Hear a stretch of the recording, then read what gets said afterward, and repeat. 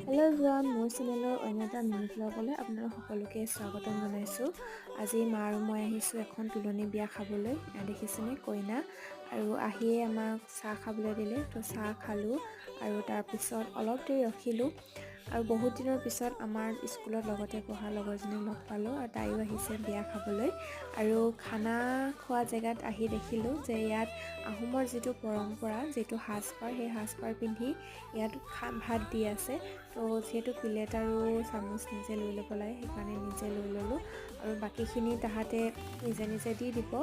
আৰু এয়া হৈছে আমাৰ মা খাই আছে, আৰু ময়ো খাম বাৰু এতিয়া। তো এইবোৰ কিবাকিবি দিছে, মাছ, মাংস আৰু ভেজ কিবা দিছে। আৰু তো মাজতে মায়ো মোক দেখাই দিছে কেনেকৈ খাইছে।